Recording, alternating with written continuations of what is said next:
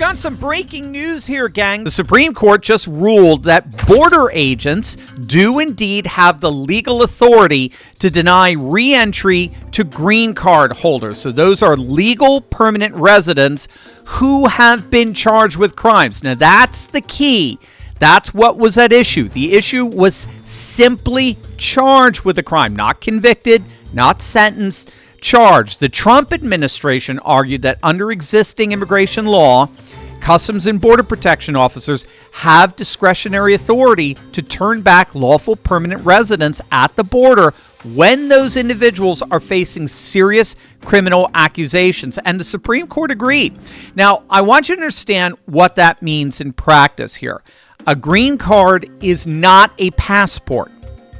A green card is not citizenship. A green card is a privilege of legal residency extended by the United States government. And that government, through its elected executive, retains the authority to make judgments about who re-enters this country when there is reason for concern. You see, the left has spent years arguing that once someone has got a green card, well, that's it. They are untouchable.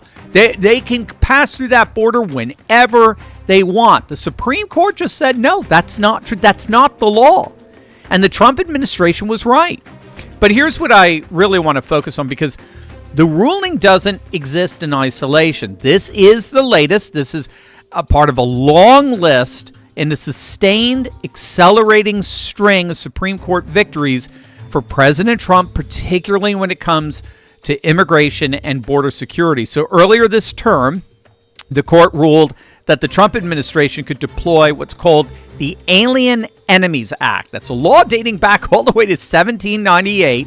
They could deploy that act to deport members of the Tren de Aragua gang, the Venezuelan criminal organization that had been spreading its operations across American cities. The lower courts, if you could believe it, they tried to block that. The Supreme Court stepped in and said, no, the executive branch most certainly does have this authority, and it certainly may use it. And it goes all the way back to the 18th century. And then there was the birthright citizenship. So we have yet to get the full ruling on that. But President Trump, of course, signed an executive order challenging the long-standing interpretation, the wrong interpretation, in my view, the 14th Amendment that grants automatic citizenship to anyone born on American soil, including, astonishingly, the children of illegal aliens.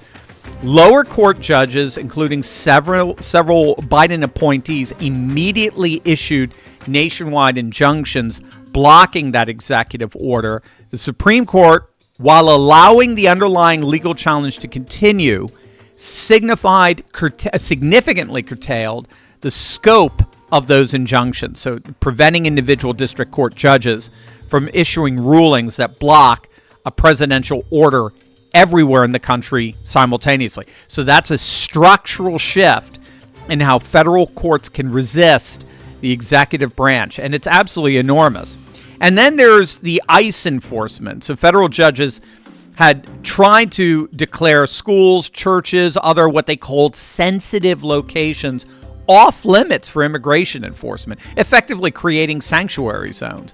Supreme Court overturned all those restrictions, affirming that the executive branch, not a single district judge in a blue state courthouse, that the executive branch sets immigration enforcement policy, period.